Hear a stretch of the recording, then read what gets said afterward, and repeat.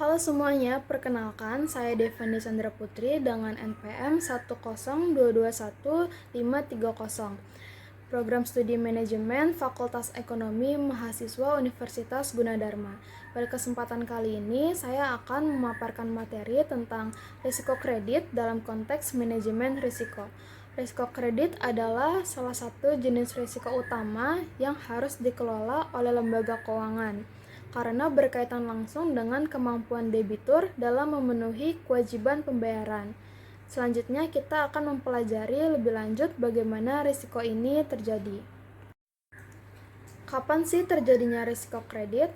Risiko kredit ini terjadi ketika ada pihak debitur gagal untuk memenuhi atau membayar kewajiban keuangannya kepada pihak kreditur sesuai dengan perjanjian.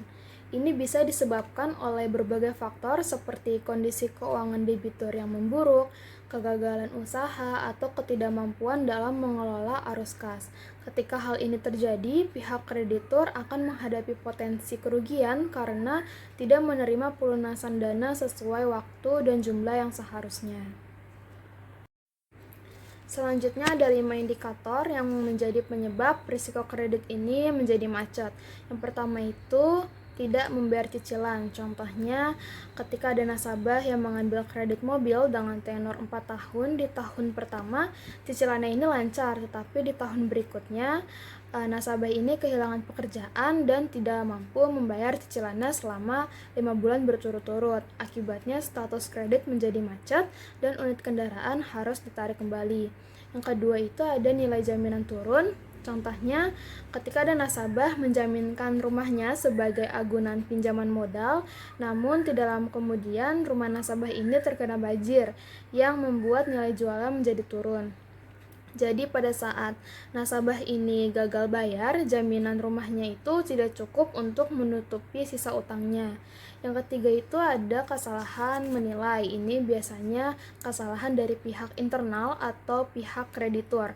Jadi contohnya misalkan kredit analis ini salah menilai dokumen, kayak mereka tidak memverifikasi slip gaji ke HRD tempat perusahaan nasabah ini bekerja, maka risiko kredit bisa terjadi. Yang keempat itu ada penipuan. Contohnya misalkan ada nasabah yang mengajukan kredit menggunakan dokumen palsu kayak KTP atau slip gaji yang sudah dimanipulasi. Lalu kredit analis ini salah menilai dokumen yang akhirnya dana bisa dicairkan. Jadi setelah dana dicairkan, nasabah ini menghilang, tidak ada jaminan yang bisa dieksekusi oleh perusahaan kreditur. Lalu yang kelima itu perusahaan pecah kongsi. Ini contohnya misalkan ada perusahaan logistik yang dimiliki oleh 2 orang. Mereka ini mengambil pinjaman kredit untuk pembelian armada, tetapi setelah mengambil pinjaman, 2 pemilik ini berselisih dan keluar dari kerjasama atau pecah kongsi yang membuat operasional perusahaannya menjadi terganggu dan pemasukan perusahaan ini jadi turun, dan akhirnya pembayaran cicilan terhenti karena tidak ada pemasukan. Akibatnya kredit menjadi macet. Lalu ada syarat dokumen dalam mengajukan kredit. Jadi sebelum kredit disetujui, ada beberapa dokumen penting yang harus dilengkapi oleh pemohon.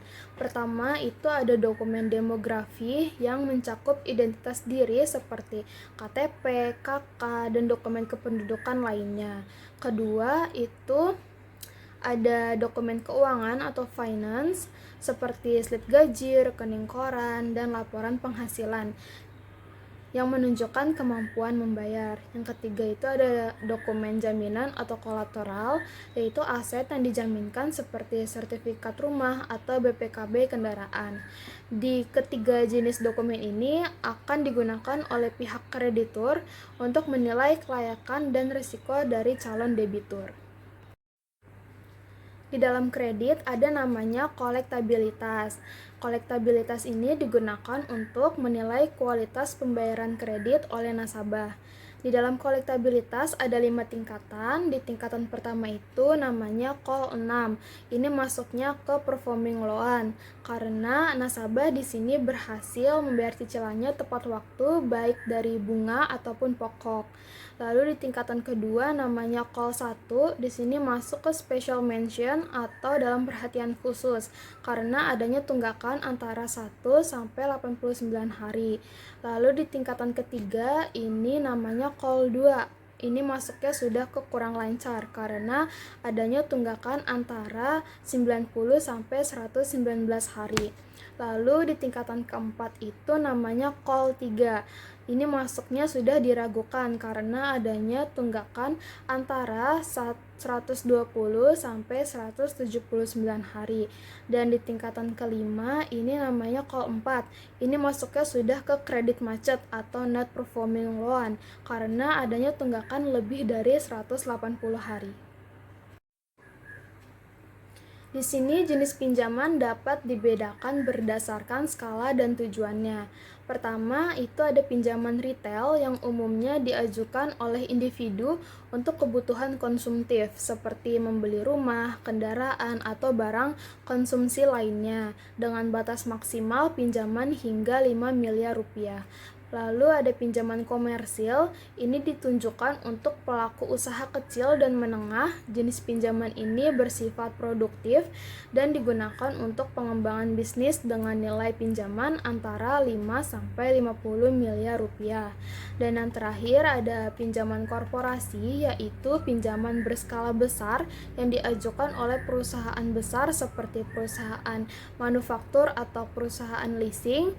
Jadi di pinjaman ini digunakan untuk proyek ekspansi atau investasi berskala besar dengan nilai di atas 50 miliar rupiah. Jadi dengan klasifikasi ini pihak pemberi pinjaman dapat menyesuaikan jenis kredit sesuai profil dan kebutuhan pinjaman. Di sini akan menjelaskan hubungan risiko kredit dengan risiko likuiditas. Untuk risiko kredit dengan risiko likuiditas ini dapat memicu krisis likuiditas. Jika banyak debitur gagal membayar pinjaman, risiko kredit akan meningkat, maka arus kas masuk bank terganggu. Akibatnya, bank kekurangan dana tunai untuk memenuhi kewajiban jangka pendek seperti penarikan dana nasabah atau kewajiban antar bank. Lalu likuiditas menurun karena aset yang bermasalah tidak bisa segera dicairkan. Contohnya itu jika misalkan 30% pinjaman menjadi macet, bank tidak dapat segera menguangkan pinjaman tersebut untuk memenuhi kebutuhan likuiditas harian. Lalu sebaliknya, risiko likuiditas dengan risiko kredit. Jadi jika bank mengalami risiko krisis likuiditas, ini bisa berdampak ke kemampuan bank menyalurkan kredit baru berkurang, yang memperketat syarat kredit dan bisa menekan sektor real. Lalu pemaksaan untuk menjual aset termasuk kredit dengan harga diskon, yang dapat memperburuk kondisi keuangan dan meningkatkan potensi kerugian. Jadi kesimpulannya, risiko kredit yang tinggi dapat memicu krisis likuiditas, dan krisis likuiditas ini dapat memperparah exposure terhadap risiko kredit. Demikian pemaparan materi mengenai risiko kredit. Jadi dapat disimpulkan bahwa risiko kredit ini merupakan salah satu risiko utama dalam dunia keuangan, khususnya bagi lembaga pembiayaan dan perbankan. Oleh karena itu, pemahaman yang baik serta penerapan manajemen risiko yang tepat sangat penting untuk menjaga stabilitas keuangan dan meminimalkan potensi kerugian. Terima kasih atas perhatian dan kesempatannya.